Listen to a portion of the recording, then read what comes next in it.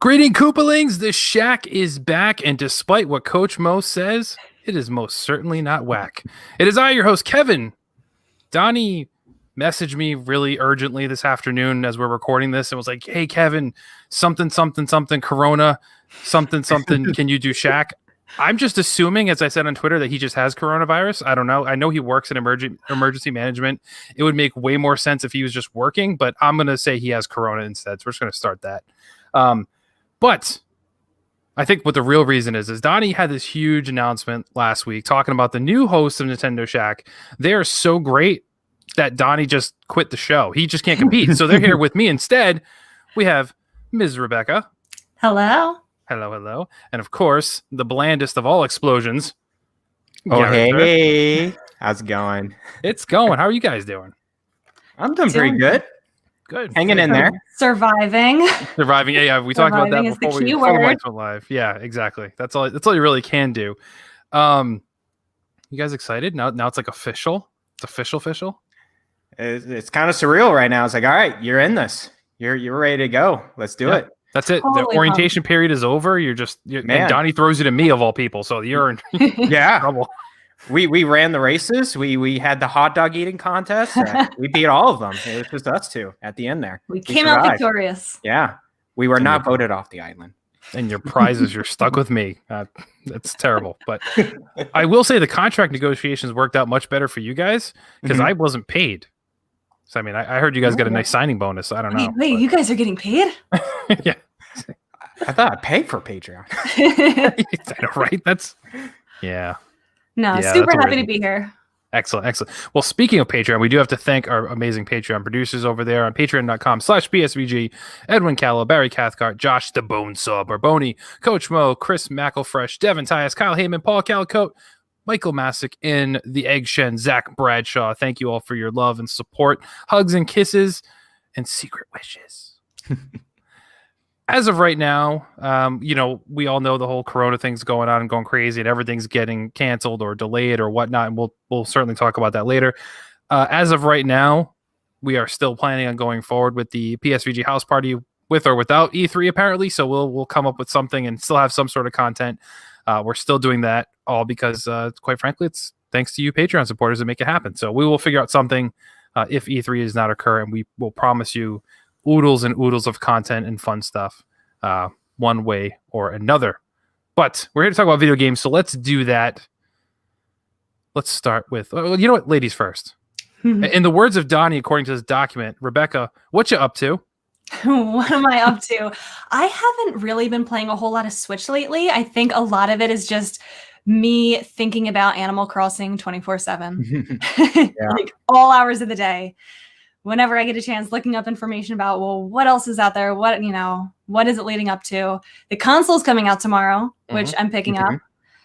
So I'll be doing the whole transfer of everything over to the new console. I've never got a special edition of a console before, so hopefully it's as easy as everybody's been saying to do the user profile, switch from everything to the next one. Besides that, on the Switch, I finished my Living Dex in Pokemon Sword. Got the Shiny Charm, got the Magearna. That's still unreal. Been there, done that. The only part was just getting the rest of the Galar Pokemon that I needed. So it really wasn't that much because I brought everything from Bank. So how long did that take you? Like, when did you start that?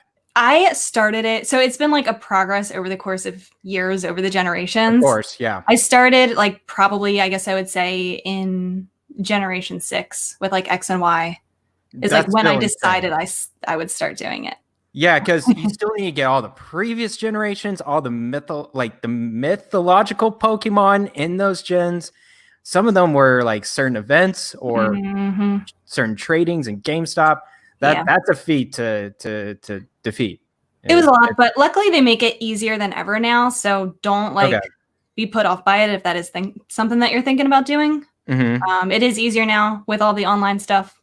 Oh, that's true. Global trade and everything. They pushed out an update to the home app to fix there were a couple glitches with like hidden abilities and redeeming the Magearna for having the completed deck. So that is all good now. other than that, just catching up on backlog games until Animal Crossing comes out next week. Nice. There you go. So for Pokemon noobs, what exactly is the difference between the regular Dex in Pokemon Sword and the living Dex? The just living Dex means that it's one of everything. So instead of taking like a Bulbasaur and evolving it into Venusaur and then like having all 3 entries, you have one Bulbasaur, one Ivysaur, one Venusaur. Like you have one of everything. Pokemon Living. That's crazy. How many Pokemon is that? Is that 1,000? Is it like it's almost up there? 800, Yeah. 900 something. 800? Yeah, that sounds about right. Yeah. Goodness gracious. So That is crazy. that is done now. Well, good for you. Good for you. And I too am very excited about Animal Crossing, and we will definitely be talking about that soon as well. But before we do, Garret, you've been playing some Pokemon too, I see. Yeah, I just actually started up Pokemon Sword and Shield.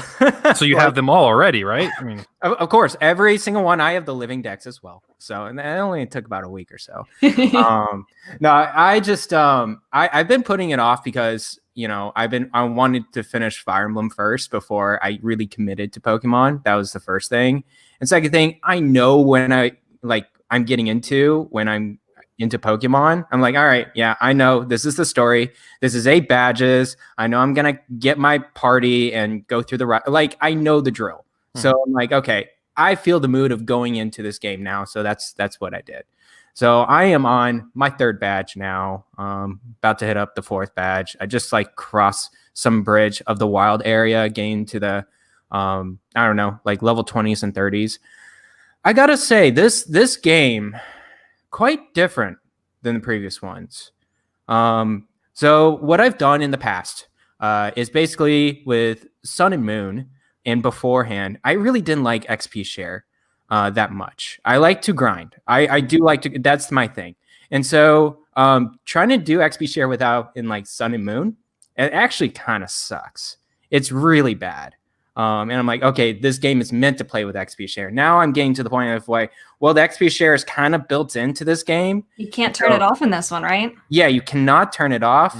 And I just feel like the balancing is very weird to me now. I don't know. Maybe it's just I'm so used to the older Pokemon games, but now Are you finding it easy or hard? I'm finding it really easy in the beginning, and then now it's ramping up, and I'm like, why am I facing level 30s and I only have 3 badges? I remember when I was playing Yellow and Red, where that was definitely not the case. Every time I felt like I was under leveled in Sword, I went back to the wild area, did some raids, and then I was good to go. Yeah. Okay. I mean, I'm gonna finish it, of course, and get as much Pokemon. I think I can fill up the Pokemon Shield and Sword decks, because I heard it's not that hard. So I'll definitely try to do that. But other than that, yeah, I've been enjoying it because it's a nice break from hard games, from Fire Emblem hard classic. Yeah. I was like, goodness gracious, thank God I finished that. Wargroove, I've tried to play it a little bit more. It is tough, man. It is unforgiving. That game. So it was great to go back into the Pokemon world, just chillax and have a good time. I've also I've been playing a demo, actually, Langrisser 1 and 2. And so this demo is on Switch and PS4. It's basically a strategy role-playing game published by Nisa, and it's a remake of these older games that came out on Dreamcast or something along the lines of that. Very similar to Fire Emblem, but it has some interesting differences to the strategy. It's still like a 2D, you have your units, and it's a turn-based strategy game. But instead of having just your characters also have soldiers around you. And so there's actually a lot more units you handle in the game. And you really want to make it tactical where you put your soldiers next to your commander in order to get some bonuses going on. And really, when you attack your enemies, you really want to go for the commanders, because when you defeat those commanders, all the henchmen and units go away as well. And so that adds another new layer that I haven't seen before in a 2D strategy game. And that came out, I don't know, late 90s or something like that. So I was like, it's a cool game. I played the demo. I was like, this is great. I think one fallback is that it kind of looks like a mobile game to me, because there is actually a Langrisser mobile game on phone. And the art style is the same exact thing. I'm like, okay, guys, come on. You're just ripping it off, just putting it on Switch and remaking the games. And they say, all right, we're going to sell it for $50. I'm like, yikes. That's a price that I don't want to pay right now. Did you try the mobile version of it? I did. It's fine. It's just loaded with microtransactions, and I don't really care for mobile gaming that much. It drains my battery, and I just don't. So is it basically the same as the mobile one, but like you just buy the game instead of the microtransactions?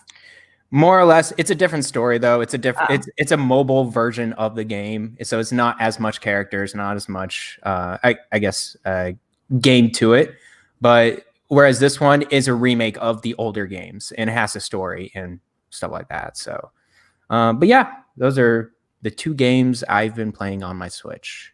Yeah, I was looking. That game initially launched in 1991. Oh, there we go. Yeah, like it was on the original PlayStation. Like that's how in PC, Super Famicom. So like it's been on pretty much everything and been brought to almost everything at this point. So yeah, interesting. Yeah. So for me, been playing Pokemon too, but it's not the same one you guys been playing. Yeah. For gamesreviews.com, I got the honor of playing Pokemon Mystery Dungeon Rescue Team DX. I have not played the Pokemon Mystery Dungeon game prior, but I am very familiar with Pokemon as a whole. Mm-hmm. Other than Pokemon Snap, I've never played another outside normal traditional Pokemon game like this one. Okay. You can check out the full review. I'm not going to say a whole lot about this. I will say Nintendo did an excellent job with the art style on this. It is very pretty to look at.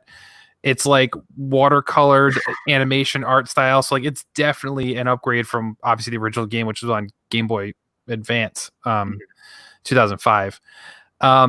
It's fun. The story is super simplistic. You basically wake up as a human that turned into a Pokemon. Mm-hmm. And your journey to find out what's going on, but you meet up with your partner and decide to rescue Pokemon all the time. They apparently get into a lot of trouble. Like every day you're getting 5 or 6 requests to go rescue somebody. Now it makes sense why we catch them so easily in balls. Apparently they're really dumb because they fall in a hole. They went in the woods and got lost, even though it's a woodland creature. Like things like that. It's just really strange to me that you'd think they know better. But it's kind of cool. I will say it's not for a traditional Pokemon fan, I feel. This is a great entry, though, if you have kids who are interested in Pokemon, but they're not quite ready to tackle, level 20 and 30 Pokemon. And before you have 3 badges type scenarios, this is a great way to get them into Pokemon.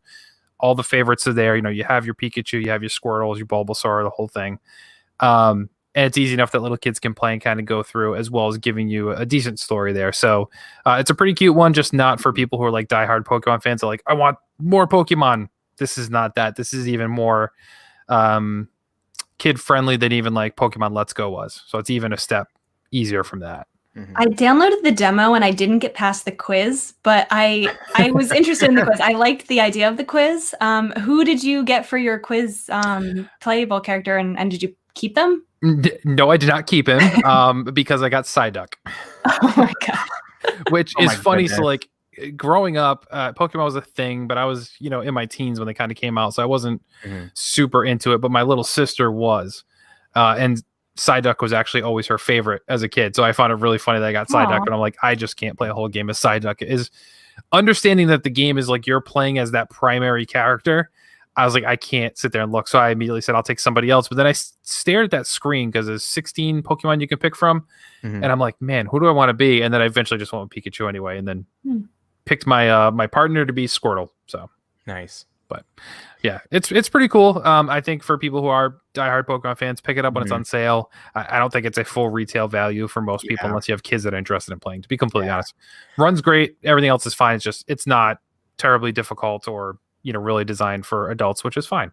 Yeah. Pokemon, much like Animal Crossing, is made for little kids, but I still love it anyway, so it's fine. I've been a huge Pokemon offhand game fan as well. I played Pokemon Pinball, Pokemon Conquest, Pokemon Ranger, like all those offhand games. And I've tried Mystery Dungeon. This one, actually, on the Game Boy Advance, did not get into it. No. It's a certain gameplay. It's certain, I don't know. It's easier. It's like not Pokemon, but like, as you said, it's probably good for just kids to just get into the Pokemon franchise. Absolutely. Man, And I've seen a lot of people try and say, like, when like describe what this game is, like the go-to I see all the time, it's like, oh well, it's like Pokemon Diablo. No, it's not. Stop saying that. It's not like that at all, because you don't really you pick your power-ups. Yeah, like you pick your power-ups and your moves, like so you upgrade that level, but it's not, you can't just walk around hack and slash. It's not like that. It's still very much when you encounter a Pokemon, it still turns into turn-based combat, but it's just not going to that different animation you have, where you swirl behind and you choose it, you stay there and mash each other. And that's all the animations too. There's not like huge lightning bolt stuff. It's like, no, you just kind of mash into each other. It says you did a move, and you damage them. So it's a little different. Definitely not Diablo-esque, other than, hey, you enter dungeons and there's creatures to encounter in there and you grab loot. That's about the only Diablo compromise you can make. But in gameplay mechanics, it's definitely not that. But it is what it is. Other than that, I am playing Snackworld, which I don't hear a lot of people talking about, and this is a cool game. I don't know a whole lot about that. I saw that it came out and I heard nothing. So tell me your impressions on it. So it's funny. So Snackworld, I didn't know anything about it prior either. But when I saw it was coming up in the eShop and I saw the name right there, I'm like, I'm in. Let's go. Snacks. I'm done. All right. Basically, you wake up in a kingdom, and you are very much like Legend of Zelda. You just kind of wake up and these people found you and took you to the inn, and you wake up. It's like straight out of Zelda. And you end up working for the king as basically like a bounty hunter. So the king sends you on quests, or his daughter does too, who the entire place is infatuated with, but she's just a big old diva who says, Daddy, I want this. And the king offers bounty for people to go out and get things, such as gems or love potions, things of that nature. But the basic premise of the game is it's just a randomly generated dungeon crawler. So nice. Almost similar to Pokemon Mystery Dungeon in that sense, but instead you're dropped in, and you this plays more like Diablo in this sense, because you are walking around, you are hacking and slashing. You do have different weapons and loadouts you can choose from, but you encounter these different animals and creatures inside all these dungeon environments, and you have your weapons, instead of equipped, like, okay, I'm going to walk around with my sword and always use that, you actually have, basically it's a keychain, and all your weapons are minimized. So you have like a keychain that'll hold 6 weapons and 2 power-ups, like your health potions and stuff like that. And depending on the enemy, they're weaker against certain things. So much like Fire Emblem, like, swords versus spears versus axes, things of that nature. You can load up with all these different weapons. So like I'll carry a bow and arrow, a staff to do magic, a sword thing. You can choose on the fly to randomly switch weapons on the go. So if I'm being swarmed by enemies, I can say, okay, this one's weak against swords. Let me switch to sword, beat him, and immediately turn around, switch to my bow and arrow, and just start shooting at the next one. So it's pretty cool dynamic combat that's just always going. There's not that slow time where you're sitting there looking, reevaluating your inventory, picking your different weapons. You're just constantly on the go. The game does make it easy in some sense that when you go up to an enemy, if your weapon is not optimized against that enemy, it'll kind of flash for you to press the trigger button to switch your weapon. And when you do that, it'll go to the weapon that is automatically the most efficient against that enemy. So it's a lot of clicking, a lot of moving at all times. And you get these snacks that basically are creatures. You take a photo of them for some reason. And when you do that, you can actually call upon them to be in your party. Nice. Yeah. So you can have like with you. Yeah. Well, they call them snacks, but like mine's a witch. I wouldn't be eating a witch. So I don't know why they do that. I don't know why they call them snacks then. The snack. There's my popcorn. Exactly. The snack theme is pretty much in everyone's names. Like the king is King Papaya. There's a lot of things. Chupa is a character. Bernays is another character you have that like are your human characters that you meet up with. But all your snacks are almost similar to Pokemon, really. You have different things like witches, ghosts, pigs. I have like all different ones. Like I have like over 30 at this point, but you can keep 2 with you at all times to kind of travel with you. So I have one with me that heals, and then I have a witch that casts spells, and then I just run in and try and kill everything as quick as possible. But it's a cute story. It's very funnily written. It's very witty, very dark humor too. At the same time, which is funny. It's definitely like adult oriented without being in your face. Like kids can play it and go right over their head. Like the inn you wake up at the very first place, it's known as the Muff Inn. So it's a muffin and things of that nature. There's lots of puns. There's tons of puns. There's one mission you go get wood. You go and get wood for a guy to rebuild his house, and all of his wood fell into the lake. So the mission's name is just Timber Lake. So Justin Timberlake. So it's like all things like that where they really they're very ham-fisted. So it is a very funny game. It actually released originally on the 3DS, but it was so late in the 3DS's life cycle, people did not buy it or even know it came out. I didn't heard of it. I didn't know that until the Switch version came out. Oh wow. Yeah. So it is definitely pretty cool. I'm trying to see what it retails for now. I think it's higher up. It's more than I thought it was going to be. I want to say it was 50. Yeah. It was either 50 or 40 when I bought it. Okay. Do you think it's worth that price? I'm having fun with it, but I don't know how long it is. I've probably put in about 20, 25 hours in on it. It's a great lunch break game for me. I can hop in, do 3 or 4 dungeons, put it down, and just move on. I am having a lot of fun with it. If you're a grindy kind of person, so Garrett, I think this one might be one that you'd appreciate. And the writing, I think is really funny and really brilliant that you don't normally see in these types of games. It does not take itself serious at all, and it's very fun for it. But I just don't think a lot of people are talking about this game. But I saw Bobby the Nintendo Guru actually streaming this game at one point. And I just noticed is actually developed by Level 5. Yes. And when I saw the combat, that screamed Level 5 to me because I'm playing Ni no Kuni. And the combat is very similar in a sense that you're constantly changing like your kind of like companions and then also yourself with different spells and trying to hack and slash and kill the opponent. So okay, I would be totally down with this game. Yeah. When it goes I'm interested in what you talk about the writing. The writing sounds brilliant. Oh, the writing's hilarious. You have there's these 3 genies you encounter that help you get to a different land. And they're like super like diva-ish like genies that come out like, oh, hey there, beautiful. Like, how you doing? And it's like you can take them as pets eventually, and their dynamic is unique because when you call on them, you don't know which one you're gonna get. And one of the 3 all have different powers and abilities. So it's like a dice roll. Like you don't know what's gonna happen when you call upon them. But yeah, everybody's just over the top, ham-fisted puns and stuff like that. It's a really, really fun game. So I'd recommend it for sure. I think that's it. So I think it's time to check out the this week in Nintendo, all the Nintendo news that came out, because there was some, not a whole lot as far as direct Nintendo type announcements, but there are stuff worth talking about. Let's hop right into it. So the first one earlier this week, as we're recording this, it was kind of a cryptic tweet from Nintendo and Lego saying, "Hey, stay tuned," and showed you like a quick picture of like Mario. And people were speculating. Mario Day? Yes. Or was it the day it was. before? It was on Mario Day. Or yesterday. Or March 11th. Maybe. I don't know. I forgot. See, I thought it was Mario Day. Oh, I feel like it was more than a day ago. Did they tease it on Mario Day? And I think they came out with the trailer today. Yes. I know the trailer came out today and they teased it earlier. And I want to say they teased it on Mario Day. But yeah, so Lego is making, well, first, before we get into it, we saw lots of different speculation. Some people thought it was a docking station. I saw that rumored a lot. They was like, oh, it's a dock. It's a Lego dock. And I'm like, look at the Switch inside the Mario's tummy. I'm like, what the heck, guys? Right. And I saw that. I was like, there's no way. And I mean, because number one, who asked for that? Number two, why would you buy another dock? Like just a dock. Yeah. There's zero need for that. I'm sorry. I don't look at mine to begin with. Not going to go out and buy a customized one unless it's with a console. Like Animal Crossing one is very beautiful, but not going out and buying a dock exclusively just to do that. So then some people are hoping it was like a Lego Mario game. Cool. I would have been down for that. That would have been great. You know, something like that. But no, Lego is making Super Mario themed play sets. And this is something quite unique, I will say. So when you think of Legos, this is not your traditional Lego at all. No. These actually are more, they're almost Mega Blockish as far as like their size and the way they're kind of shaped. But basically, what they show in this trailer, they don't give a whole lot of details, is a interactive digital Mario. So like his eyes actually move, his mouth moves. He has a timer and display on his chest. We see from his back there's a power and Bluetooth button.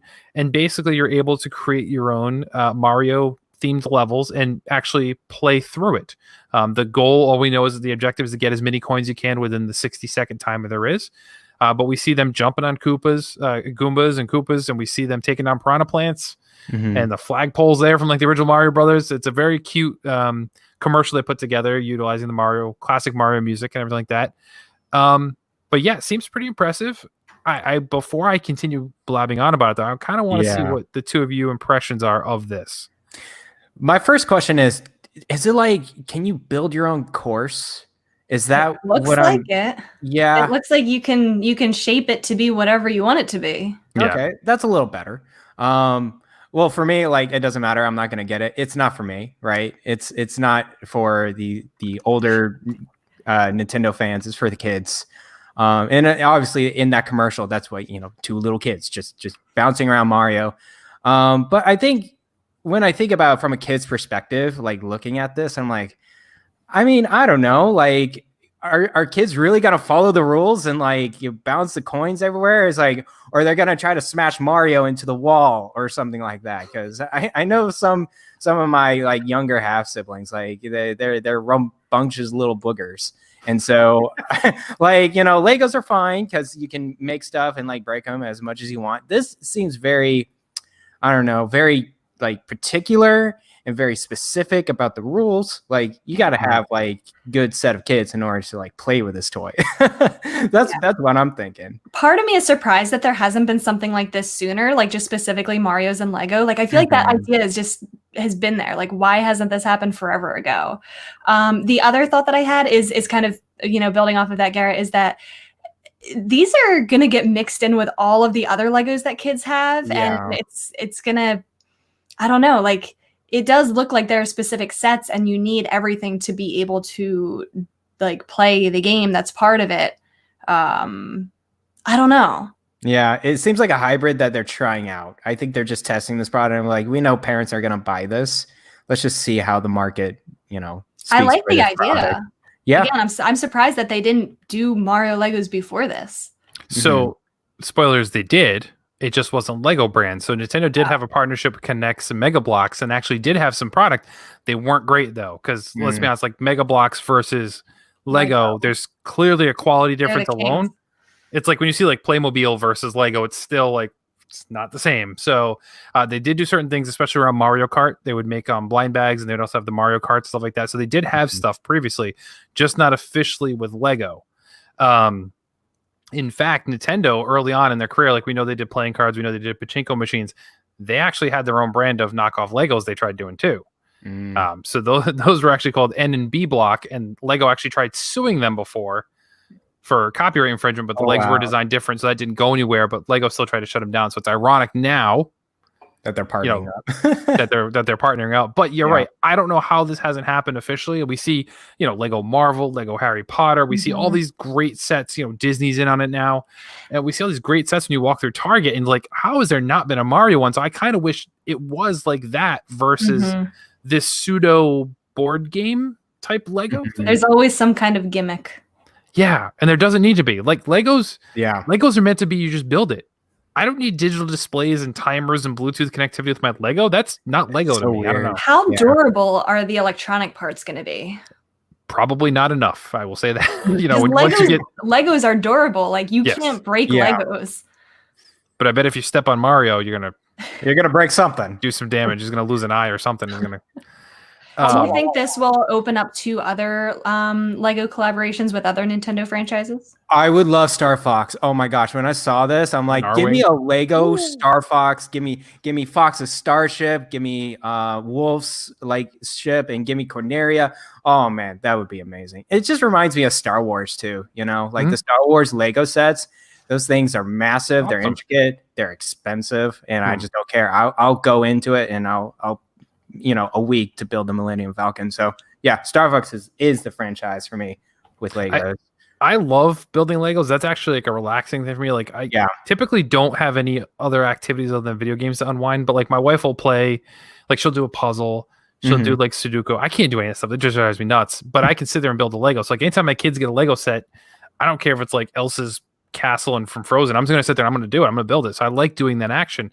And this just isn't that same type of engagement. So I really hope that they do, and I hope that they do every franchise. I don't care. Like I'll build them, but I want them to be traditional sets, not whatever this is. This is very cool. Don't get me wrong. It's just it's not going to be as widely accepted, I think, by Lego fans overall. Yeah, pretty much. Yeah. All right. So moving on to the next thing. I've talked about this a lot in Nintendo Shack, and it's gotten to the not even just Nintendo Shack, just in PSVG in general. It's gotten to the point that I no longer even use Joy-Cons My Switch just pretty much remains docked, and I use a controller at all times because of the infamous JoyCon Drift. Yes, I know, Donnie, you can order a little kit and have it fixed. I don't want to. I spent a lot of money on these stupid Joy-Cons. They should work. I have my original DualShocks from my PS4, which is older than my Switch. Me too. They all still work. Yeah. And they were cheaper than a pair of Joy-Cons. But yeah, it looks like it's going to a class action lawsuit. Nintendo tried to have it dismissed, but a federal judge in Washington said, Yeah, so we're going to see where this goes. Could be handled in arbitration.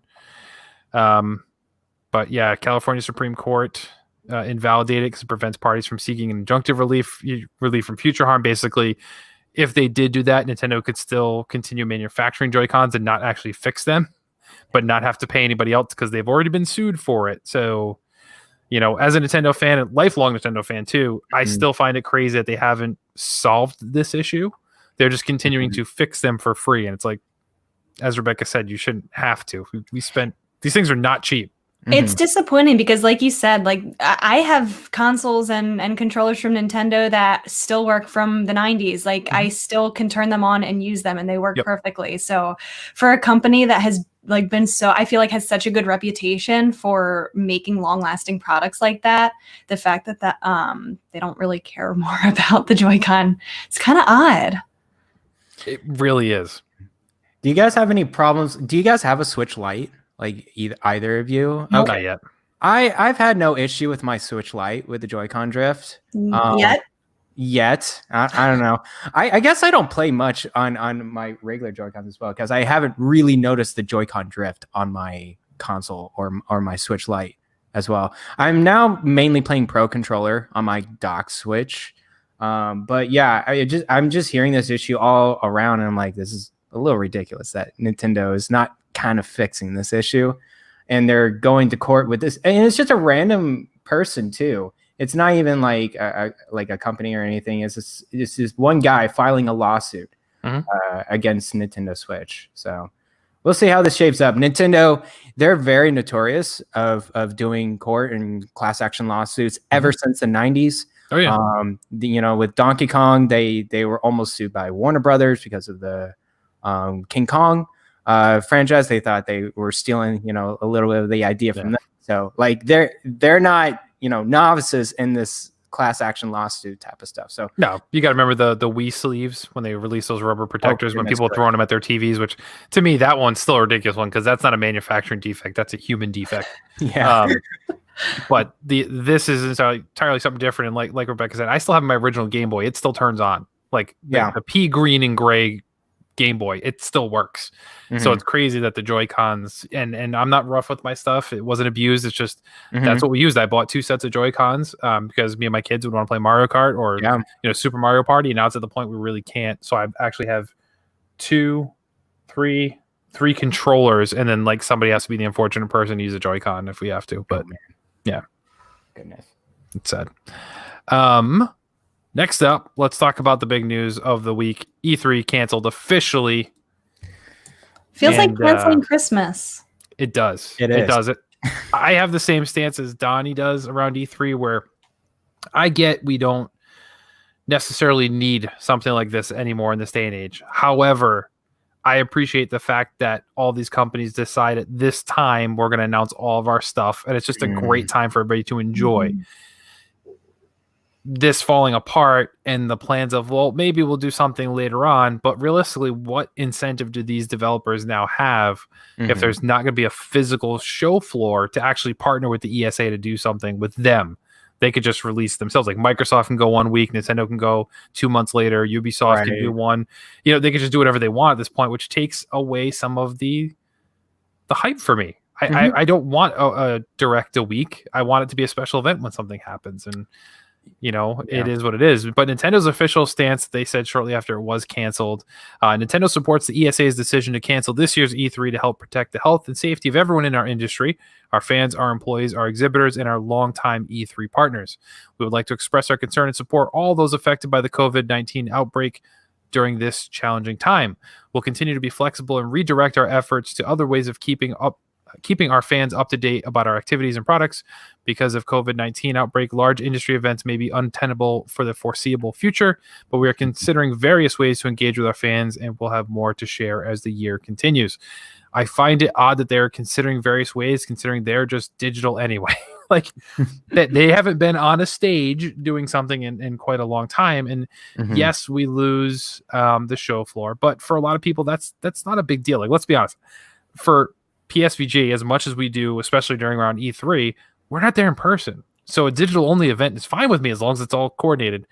I will miss Treehouse a little bit. I was going to mention the Treehouse. I think that's the other big thing that they do at E3 that a lot of people look forward to, because a lot of the times it's hands-on with games. Yes. And you see more than just the shiny polished trailer. You get a little bit more nitty gritty.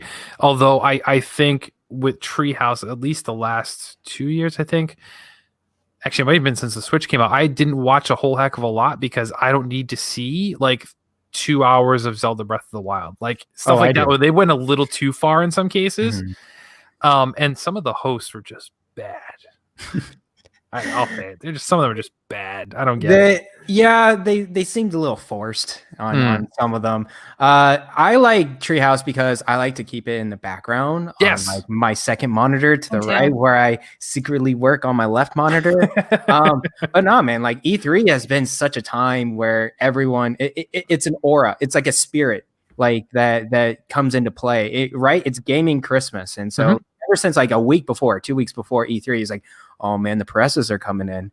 Oh man, look at those game announcements, and the excitement and the hype is there, and everyone's talking, and it's like, it's great, and it was perfect with playing with the house party. But now that cancel, it's going to be rough. It's going to be an interesting year, and I wonder how ESA is going to step up from this, because ESA is saying, oh, we'll have an E3, online kind of gathering or get together possibly, but I'm like, how many publishers are really going to get together again on a digital platform after this?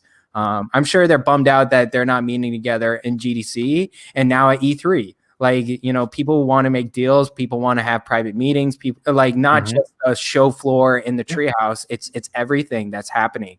And so it's going to rock our industry, our gaming industry pretty big. And that's the consequence with this virus. It's not just this industry, it's everything. So yeah, you got to think like these meetings, the Mario and Rabbids and Starlink and things like that, like these partnerships are founded from these conferences quite often. It's not like somebody from Ubisoft is just going to knock on Nintendo's door and say, hey, I got an idea. No, it's these meeting up in person, having these backroom private things that happen behind the curtain.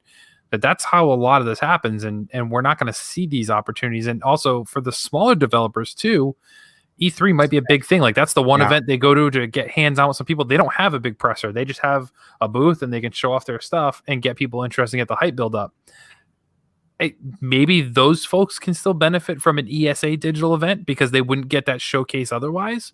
But Ubisoft, Bethesda, EA, Microsoft, they have zero incentive to forced an ESA driven digital event, because what does that even look like?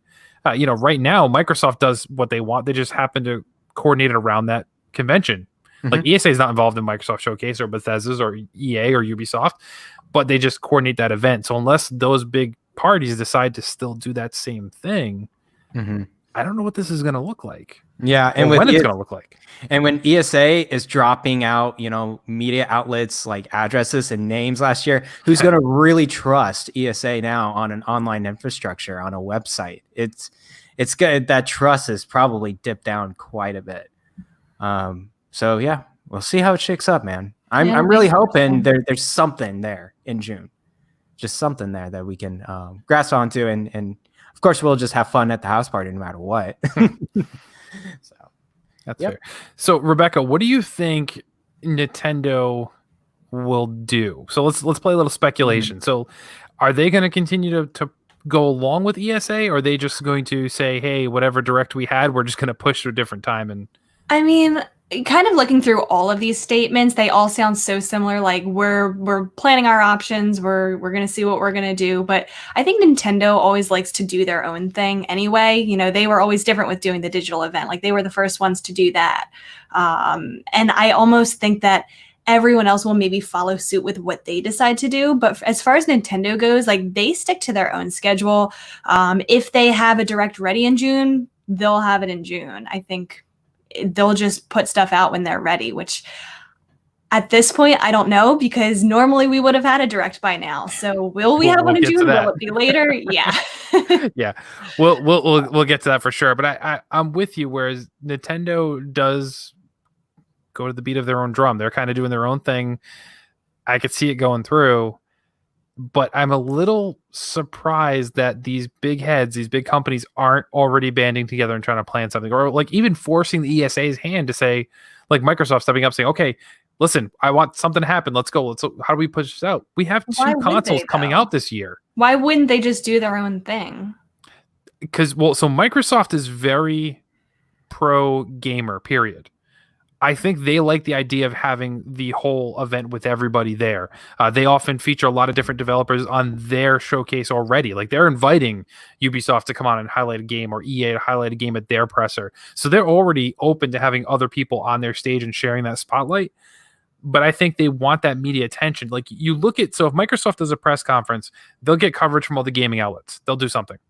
But during E3, you have like USA Today, you have like the New York Post doing articles that typically don't cover games unless it's, a parent blames, video game violence for this murder or something like that. Like that's the only time you see those things. Yeah. This is the whole world stops and looks. It's like Comic-Con in San Diego. Like the whole world stops and watches that. Same thing with E3, I think, versus a standalone one. That's a really good point, because normally I wouldn't really care for like the other developers. Like I wouldn't care for Xbox. I wouldn't normally watch that if they just put something out. But E3 week, I watch all of them. I at least have them on, even if I'm not like, interested in buying the games. I want to see what they're doing. Exactly. So you're right that it does bring all eyes towards them. Yeah, I think, and with two consoles coming out this year, and Nintendo, which we'll get to in just a second. I keep teasing it, but no plans have heard from Nintendo really at all for this year past Animal Crossing, and two consoles coming out. Like they all have skin in the game right now to get as much media attention as possible, I would think. So let's transition to the other thing. So we have direct rumors flying once again, because Nintendo fans can't let a week go by without claiming there's a Nintendo Direct. We're seeing strong rumors from a lot of different outlets and sources, and a lot of them actually reputable. I typically don't dive into the rumor mill as much as Donnie loves to, but I've seen it from a lot of different folks, and not just this one random person who got something right 5 years ago and says there's a direct coming. So everybody's like, yes, there's a direct coming because this person said so. Yeah. Hey, Kev, a direct is coming next week. That's right. Hey, once again, I predicted the Animal Crossing direct. I'm saying, if you say it enough times, it'll eventually happen. Exactly. So we haven't seen an actual traditional Nintendo Direct, non-Nindy, non-focused on one game in more than half a year at this point. So we're due. But the rumors are saying that we're not only getting one, we're getting two. Likely happening March 18th and March 26th. The first one on March 18th will allegedly focus on indies. Again, another Indie World presentation. I still prefer the Indie name. I don't know why they got rid of that. Yeah. Which to me makes sense, because that's before Animal Crossing. You don't want to put a spotlight game before Animal Crossing at this point from Nintendo. But the second one on March 26th will actually be a traditional one with big titles. While I think the logic there makes sense, I'm hard pressed to believe we're going to get two when we're halfway through the month already. I don't know. But I'm just going with when Nintendo announces something. Like, yes, at this point, I've heard so many rumors, so many things in the past 2 months. I'm like, you know what? Didn't they say 2 in February too? Yes. Yeah, probably. Yep. Most of the time. But like we said in the last story, like E3 with Nintendo, we really don't know anything. We know Xenoblade Chronicles Definitive Edition is coming out, but if we don't have a release date for that, we just know it's coming. Supposedly, we don't have anything else. Like we can speculate, Bayonetta 3 and Metroid Prime or Metroid Prime Remaster or whatever the case is. Like we have nothing. Shin Megami Tensei 5, please. Oh, maybe. Man. I haven't seen that in forever too. Like, right, and I'd be all for it. But then you think that those are the kinds of games that come out in Japan and then like a year later get translated and then hit us. Do you think they're unsure about what's coming out this year because of possibly problems in production for games? I think that's a big possibility, as well as even just the development of games and crunching and trying to finish them. Because if a studio gets sick and it spreads, there's only so much you can do, and then things get shut down. And I think with Nintendo, we don't know what they're bringing, so I have a feeling we're getting a lot of ports or remasters this year, which, depending on what it is, I could be all for. I'm fine with it. But the typical direct fanfare would go nuts if all their show is remasters and definitive editions and whatnot, and nothing big new blockbuster game. So I think Nintendo's holding the cards close to their chest, and I would have said they're going to hold all the blockbusters for E3 because we know there's not going to be a blockbuster that's going to drop between now and June. Let's be honest. Like there's not going to be anything huge. We may get a port or something like that. We're not getting, Mario Odyssey 2 before June. So they could wait till then and show them all, blow our minds. And that's how they win or steal some spotlight in E3 versus, the new Xbox and the new PlayStation. They're not launching a new console. So all they have is the games to show. So I would say any big, huge announcement they're going to keep until then. But now with that canceled, who knows? Nintendo may sit there and say, we're not going to show anything then. We have no pressure now. We can just wait. Or they could show everything next week. I don't know. Yeah, we'll see how it goes. I just, all this speculation is like, gosh, I'm tired. I'm tired of thinking like what's the newest games that are going to come out. It's like I kind of know the, Xenoblade Chronicles. I'm very excited for that. I'm wondering when that's going to release either. I think the possibility in May or in the fall, it doesn't matter. I can't wait for it. But I'm just excited with what Nintendo brings, man. It's just something from Nintendo of America. Stop with the other speculations. I'm tired of it. Let's be patient. We know Nintendo has something up their sleeve. Yep. I think I would be more anxious about it if Animal Crossing wasn't coming out next week. But for anyone who doesn't like, what did you say? It's delayed. Did you? It's delayed. Oh no, that was my biggest fear. No, I think anyone who's not an Animal Crossing fan, I don't know, what are they looking forward to?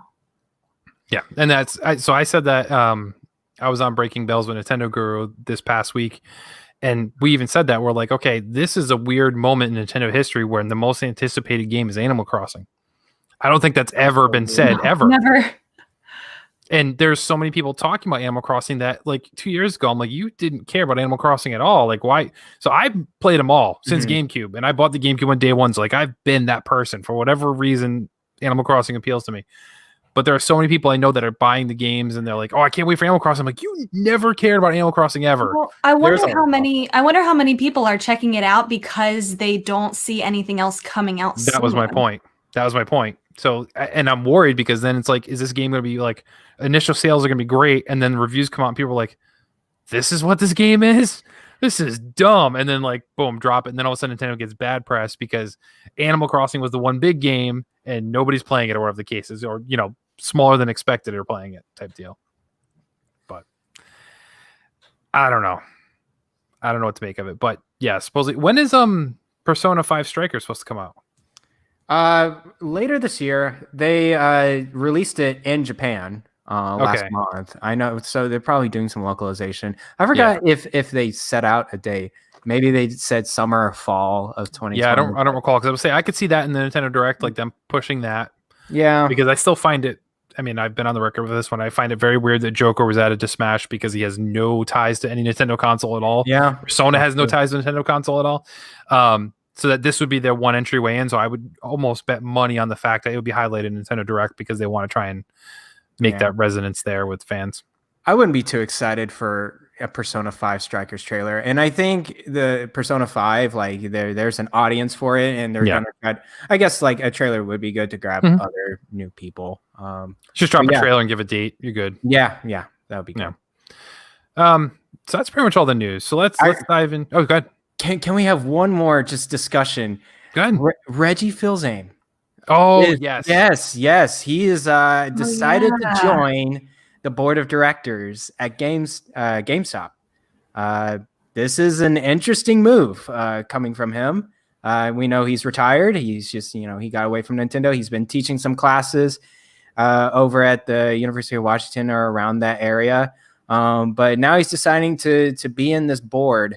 I don't know how much role would that be really. That's not going to be definitely not a full-time job whatsoever. And, he says he's excited to be in it. I wonder if it's just a a side creative project for him to join this GameStop. And he was like, yeah, let's see what we can make out of this. But I really wonder what kind of ideas he has for that business, because we know that GameStop is on the downturn. Their stocks has been lower than ever. I know that a local GameStop has closed in my area, and there's only one in like a 20 or 30 mile radius of me. And I don't know. It's just weird to see GameStop, going out like this. And we'll see if Reggie can, spice it up a little bit, spruce it up a little bit with this business. I don't know. What do you guys think of Reggie joining GameStop? I think he loves the industry, and he probably couldn't stay away from it for too long. And he has a long history of being a business leader before Nintendo. So I think if anybody can save GameStop, I think he could. Okay. So I'm a little on the opposite side of this a little bit. I think he was bored and he's like, hey, I need something to do, and this is a tie back in. I'm sure they gave him a lucrative deal to sign on. But keep in mind that boards of directors don't really have too much of a say. Like, boards of directors are made from people that work in that company and also outside that company. So like Reggie's not a GameStop employee. He's helping things that CEOs and stuff decide whether or not they should do it in the interest of shareholders. Reggie could sit there and say, well, the shareholders' best interest right now is to sell this whole company off and just get out of it because it's tanking. And that's the end of GameStop. I don't think he would do that, but I'm just saying. So like, as Gary says, with GameStops are closing, we see GameStop's new focus now is to make them into gaming cafes, which sounds like a nightmare for employees. Like, the last thing I would want, first off, I'm not a huge fan of most GameStop employees anyway nowadays, but the last thing I would want to see these people deal with is, okay, now it's in the mall, parents are dropping their kids off, and you have to deal with, 20, 15-year-old kids or 12-year-old kids playing Fortnite on your PCs, and like, what does it look like? What if they break something? I don't think it would turn into that. It's terrible, but that's what they're setting up as. Like, so I don't know what the focus is there, but I think like for GameStop, that whole thing, the game cafe is a huge swing and a miss. Real bad. Think he might bring new ideas? He can, but the board of directors doesn't have any power other than to try and sway CEO's interest. Like, he can't sit there and say like, well, I think the best thing is this, and everyone's like, okay, let's go. Like, they've really just vote on things that the company already decided they're going to do, and they will say, okay, we'll let this go because we think this is for the best interest, or this isn't. So he's not in a position to really officially walk in and say, hey, so glad to be here. Here's all the things I think might save your company. Like, they don't typically act in that fashion. Yeah, no, that makes sense. That makes sense. But they typically don't. Like, they're more just about decision making around the hiring and firing of personnel, like CEOs and COs and stuff like that. Like, he would have says in those types of things. Dividend policies, like payouts, executive level compensation things, but not really like the line level. Like, here's the store transformation model. Like, they don't get into those things. They're more Wall Street level type decision making. So I think it's a good move. It's a good PR thing for sure, because I mean, no matter who you are and what your fandom is in video games, like, everybody loves Reggie. Like, he's just that kind of character. You can love him. So it's good press for GameStop, who needs it right now because they need a win in any sort of form. But I don't think it's really going to change a whole lot as far as GameStop is concerned. I think GameStop really has a lot of skin in the game on these new console launches. And if they don't go in their favor, it's going to be a huge, massive blow to what's left of GameStop, I think. I think both Reggie and GameStop understand they got to change the business model somehow. And so I think Reggie's just going to fill in some ideas like, hey, let's see if we can work out the kinks of these new business models, these business ideas. Gaming cafes, it sounds like a nightmare what you're describing, but there's actually a gaming restaurant and cafe in my hometown, Frisco, Texas. It's actually made by the CEO of Gearbox, called Nirvana, and is actually a pretty classy, high class place. I don't imagine GameStop being like a high class gaming restaurant or coffee place, but it could be a little bit higher tier than what you're thinking of. Like I think a GameStop daycare. It sounds like a daycare center to me. Yeah. Like a traditional cafe, like you're describing, like we see them with board games happen all the time now. And like you said, there are a few with actual video gaming. Those I get, and that's not a bad model. Right. There's just the GameStop location doesn't appeal to that, and they're not going to they're not serving any food or beverages or anything like that of that nature either. It's like, this is a retail store that for some reason they'll let you sit down at their consoles and play. And like you think about when you walk into a GameStop or a Toys R Us back in the day, like the kids would hover around those consoles to play the demos. Like this is just worse in a larger scale in my mind. That's the only thing I'm scared. It's like I don't see it as a win. And like what's the gain there other than getting people physically into your store? Like what are you winning there? Yeah, what's the revenue or what's okay. Right. So I don't know, but valid bringing that up. So I'm glad you brought that up. But now, folks, it's time to hear direct from you with this week's Shack questions. First one comes from Donnie, who, by the way, I forgot to say at the top of the show, he genuinely is very upset he couldn't make the show because of work things. He really wanted to talk the E3 stuff. He really wanted to talk about the Nintendo Direct rumors. So like I said, he loves the rumor mill. So he is still here in spirit, though, because he submits our first question. Does 2K making arcade football mean the NFL will hit Switch? Now, he's saying he thinks it's mainly a mobile initiative. But yes, in case you weren't following, 2K actually got the right to make NFL games, but they're not going to be in the spirit of like a Madden or a direct competitor of anything of that nature. They're probably more likely to be arcade games, possibly even like we see a return like the Backyard Sports series, if you remember those back in the day. I love the Backyard Sports. We could see something like that come through there. But do you think we'll see something on Switch from this announcement? I'm not a big NFL guy.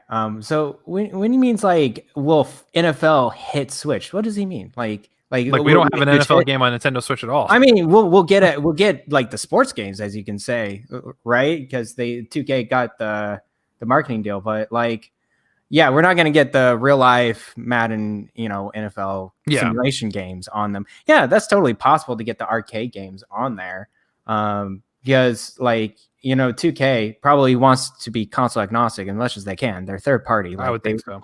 Yeah, they want to put it on PS4, they want to put it on Xbox, and they want to put it on Switch and PC. So, and it's just another great ad revenue for them to put it on Switch. It's a great audience, and they like that.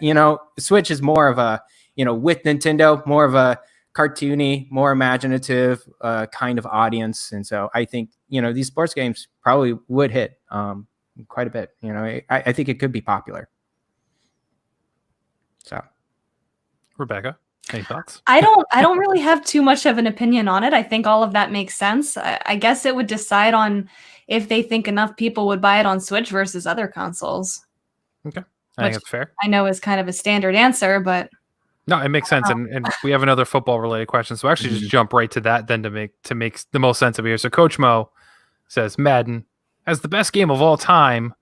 Why do you think the Switch is nervous to bring it to its platform? So Garrett actually said exactly my thoughts on Twitter earlier was Switch isn't nervous about anything. It's EA not wanting to bother to port over their games. Initially they used to claim the sales aren't there. Well, Nintendo sold so many consoles at this point, the market share is there. It's the Frostbite engine that they use won't run on Switch at all. So the thing is FIFA is on Switch. FIFA right, that's what I'm saying. It requires the extra work for them to port it, and they don't want to do that again for two games, I guess. Yeah, I guess so. You think FIFA, that sells worldwide. NFL doesn't necessarily sell worldwide. Oh, so it's just the biggest cost. Yeah, with sales and everything. But yeah, it's a huge miss, I think, for sports gamers. I'm not a huge sports gamer either, but I do like the arcade sport games. I will always play those types of things. And I think EA is kind of dumb for not doing something. Literally, they could just make Madden, but do like the SNES version of Madden and just update the rosters and release that on the Switch. And I guarantee you people would buy that. Like you look at things like Super Mega Baseball that do really well without any official licenses as well. Like you could do the same thing with football and do it. And I just don't know why nobody's really pushed for that. So I think 2K would be really dumb to not do something like that. So we need something here. It's a huge gap in the Switch ecosphere. That's something would have to come out of that, I think. Yeah, I guess I haven't really realized it because I'm not a big sports fans, but yeah, I'm surprised that there's not too many sports games on the Switch. Like I see FIFA. Well, is NBA 2K on there as well? I think so. Yes, I think so too. Okay, so it's really Madden and football. One of them, I think. That's missing out. So yeah, it would be great to see these arcadey football games. The only sports game that I really care that I would get on the Switch would be MLB The Show, which is now going multi-plat. Multi-plat. Yeah. Yep. Yeah. Going to that Xbox. I'm excited. So. Hopefully Switch. I don't know if it will. But I don't know. That would take a lot of work, to be honest, because the Show is one of the best looking games out there. I don't know how. I mean, it definitely could run. We've seen things descale down. I'll take it. Yeah, you'll take whatever you can get at that point. That's fair. All right, so jumping around, Kabowski says, I want to see if my fiance, who isn't much of a gamer, would be interested in Animal Crossing. What's a good elevator pitch that I can use to explain the game to her? Rebecca, ladies first on this one. Woman to woman, speak to Kabowski's fiance. Every single time I try to explain Animal Crossing to somebody, they don't really get it. It's one of those things that like either clicks with you or it doesn't, because you have to be okay with a game where you don't have like a set objective and you're setting your own objective. You're making your own goals.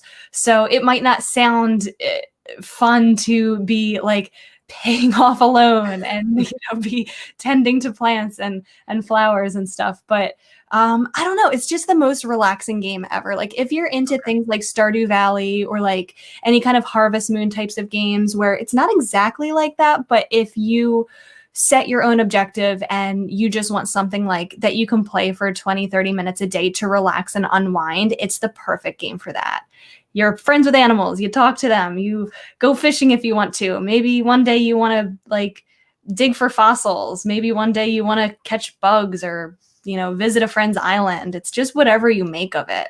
And I think it's so peaceful. Like the music is peaceful. Talking to the animals is peaceful. It's just a relaxing game. That's what sells it. Garrett. So as you guys know, not a huge Animal Crossing fan. I have played New Leaf on the 3DS for a good amount of time. It wasn't a small amount of time, maybe like 10 hours or something like that. But I know Animal Crossing fans could be like, oh no, you need to play at least 100 hours in order to play in all the pretty blue gold flowers or something. I was like, I don't know. And I couldn't have said it better myself with Rebecca. It is a very chill game. It's something that you just want to set your mind to for like just a limited amount of time and daily as well. And yeah, you just make friends with these furry animals. You clean up weeds on your plant. Like, guys, I'm not. It sounds bad, but it's fun.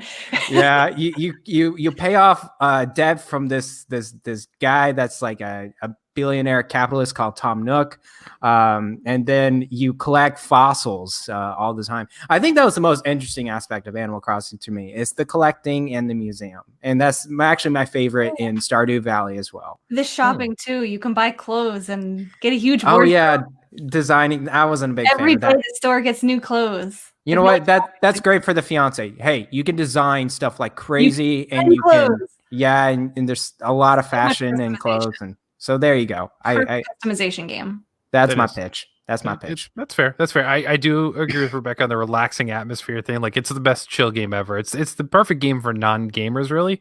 But if you were to sum it up, if you're a fan of HGTV and Animal Planet, you just kind of and that's the game right there, man. You do some feng shui, you talk to some raccoons and tigers, and it's a day.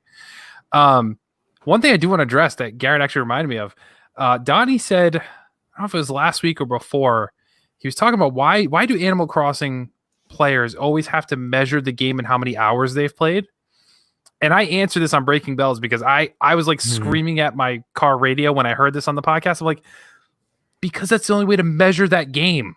There's no end. Yeah. You can't say I made it to chapter 2. You can't say I made it to I beat the game. No, it's literally how many hours you play. And for most people, so you said like, oh, I play it for 10 hours, that's a lot, or I gotta play for 100 hours. No, you need to play it for a year. Because you don't even experience the whole game unless you play it in every season. Like that's the biggest thing, which that's a big ask for a lot of people. I totally get that, but that's what my barometer is. Like you got to play at least a year before you can say Animal Crossing, because you ain't even seen some of the things that they do for like 1 week out of an entire year that happen. That's totally different than it is any other time. Agreed. So sounds. There you go, Kabowski. Or you can go with Jason's answer on Twitter, which was, it was in the Discord, was you tell her that if she doesn't play the game, the wedding is off. And, yeah. Oh, that's a great comment. Yeah. He then actually withdrew his question, said he found his answer, but we still answered it anyway, Kabowski. So, Devin asks, poking deliberately at me, where's the new Pikmin, guys? Yeah, where is it? Where is it? I don't know. Not happening. Oh, it's happening about. It'll eventually happen. It's got to happen on the Switch first. Like we'll get a Switch Pikmin. like later on, maybe I don't know. The one next that year. was almost completed like 6 years ago. That's what I was gonna bring up. I'm like, I've been waiting. Mhm. So I'm a huge Pikmin fan, and my wife has been holding over my head how I traded it in and traded in the Wii U to help pay for the Switch because we were told Pikmin's ready. The new one's ready to go. And now she can't play Pikmin anymore. She holds it against me. Brings it up pretty much monthly how much she hates the fact that I did that and I'm evil for doing so. But yeah, I've been waiting for that one that they said a long time ago was ready and done and ready to go. And they confirmed that it wasn't Hey Pikmin. So it's not that, the 3DS one. Like, it's killing me that it's not here. And I think, I hate to keep saying it, but like this year might be the good year for it because Nintendo hasn't announced any big games. This is one where you can slide in and will sell decent because we don't have a lot to choose from right now at Nintendo, but I don't know. I've been hearing so many rumors about a Pikmin 3 port instead, which I'd be fine with that too because she'd play it. But I mean, give me both. Like it's like the Metroid. Yeah, it's like the Metroid Prime. Like I want the trilogy remastered and I want 4. Same thing. I want the Pikmin games and I want 4. Like But yeah. Brian asks the best sick day games. Now for me, right off the bat. We talked about it numerous times. Animal Crossing. That's the one because it's like, you don't have to feel good. You can just play and you're like, whatever. You don't have to think. You don't have to really. You just go. But any games like that, like Animal Crossing, Stardew Valley, anything that I feel like doesn't have like anything stressful with it. You're not going to get angry about losing to a boss or trying to grind for the next thing. It's just doing whatever you want to do. Mine's a mixture. It's like I sometimes want to play strategy games like Fire Emblem or Wargroove. That seems like a great amount of time you're gonna lose too, right? Like you're just gonna get into it and you're gonna just grind it out. And if it's a sick day, it's like, man, I have now the whole day to be just sunk into this game. And it's like, that's the game I would like to go to. If I want to play, if I have like 20 or 30 minutes or 45 minutes, I may not go to those type of games because I would like to actually at least start and finish a match. But other than that, if I want something relaxing, like something like Division, something like very ease off my mind, Pokemon as well.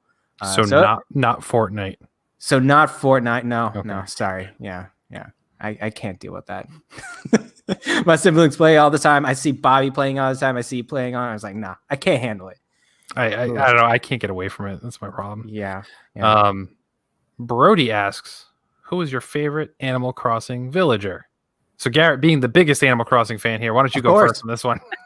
Okay, who's the mole guy that comes out of the ground and yells at me? Mr. Rossetti? Mr. Rossetti, he yells at me. He's the only one that I feel like has a personality to me because he actually yelled at me and like went on and on about like how I dirtied up the place and I neglected people. I'm like, you gotta play some of the older Animal Crossing games if you like the ones that are mean to you because some of the ones in the games are brutal. Like New Leaf, they're all angels, even the ones they're all angels. But I was playing Wild World not too long ago, like because I keep thinking about Animal Crossing and I want to play the new one. The villagers are mean. Like I talked to someone for the first time and he's like, "Ew, that's an ugly shirt. Get out." That's awesome. I'm not joking. Like he said that. Oh my god, so they're brutal. I would love that. So there you go. That's my answer. Villagers. Rebecca, who's your favorite? I have 2 favorites. They were both in my New Leaf towns. I like Wolfgang because he's super snooty. He's a wolf. He's kind of cranky. And then Molly, she's the duck. Oh yes. Okay. She was also in my New Leaf town and she was just adorable. So they're my 2 like favorite villagers. Okay. For villagers, for me, I've always liked Puck, who's the penguin that wears the hockey gear and the little helmet, the old school hockey helmet. But my favorite character in all of Animal Crossing, though, is Brewster. I really like Brewster at the coffee bar. I am still in mild distress that we haven't seen any glimmer of him in the new Animal Crossing yet, but I really, really hope they kept that mechanic because I hope he'll be in it too. I love the cafe, but yeah. Last question. You two can feel free to answer it as well, but it's really addressed to me. Chalfie asks, if Kevin no longer hates everything, does he now love everything? Question mark. Big mystery. I don't know. Do you love everything, Kevin? No, I still don't. No. I hear it all the time. It's okay. It's okay. I'm just less angry about it. Yeah, That's all. it's okay to hate a lot of stuff and love other things. You just go for it. I said it on, I think it was We the Gamer Cast with Sean, because he asked me a question similar to that too, I think, if I recall. The Kevin hates everything thing was really misstrewn a lot. Yeah. Because I like to hear people's sides and reasoning behind things. And this is maybe a Northeast thing for me. I'm not that person that's like, something is announced. Yay, I'm happy for everybody that likes it. I'll want to know why. Like, if I think something's kind of dumb, I'd be like, okay, well, why do you like it so much, Garrett? And I like that discourse back and forth, because you may actually change my mind. I'm not somebody that just shuts it down. I like that conversation. A lot of people apparently don't want to have that conversation. They just want to like it and me not ask why or challenge it at all. And that's kind of where Kevin hates everything came from, was the fact that it's just always thought that I hate everything, when really I'm just more curious and want to. You had a great example with Donnie. It was the Dragon Ball Kakarot game that Donnie is like, why are you hating this game? And he was like, I'm not hating it. I mean, I like it. It's just like, it's not for everyone. It's not a good or great game. And I was like, I mean, it's just a matter of difference of opinion, you know? You just say how it is. Yeah. And it's best. So no, I don't love everything. That's not changing. What do you say, guys? We call it a show? That sounds good. All right. Yeah. Where can people find you guys other than this great show going forward each and every week on PSVG? Garrett, where can people link up with you online? You can follow me on Twitter at Bland Explosion, and you can also follow me on Twitch at twitch.tv/Bland Explosion. I will stream more this weekend. I'm also part of the hashtag stream team of the PSVG, and I will be streaming something tomorrow evening. So keep your or Friday evening. So keep your eyes peeled on the PSVG Twitch profile. So yeah, that's pretty much it. Just to clarify, we don't want anybody to actually peel their eyes. That's don't very, peel very bad your for you. eyes. So don't do that. It'll hurt. Yeah, so don't do it. It's not good. Ms. Rebecca, where can people find you and follow you online? I am Forrest Minish everywhere. You can find me on Twitter, Twitch. Say hi to me on Twitter. If you want to check out my writing, I'm also at Twinfinite. So say hi to me anywhere. And you were streaming on Chrono Trigger on Twitch. I saw that. Because I like to add games to my backlog. I started playing Chrono Trigger. So I'll be streaming that this weekend as well. Nice. There you go. So if you want to follow me, you can find me on all of the things at PSVG Kevin. I, of course, encourage you all to head over to the website, psvg.blog, to find all the great things we do as well. If you want to support us, head over to patreon.com/PSVG. I, too, participate in the stream team. So depending on when things are going, I either have super early morning or weekday nights when nobody else is streaming, I guess. So depending on what Garrett's playing, maybe I'll jump in tomorrow. We'll see. But yeah. So thanks, everybody, for tuning in. Thank you, most importantly, for telling a friend. Spread the good word of PSVG to everybody. Good night, Koopalings. Bye-bye.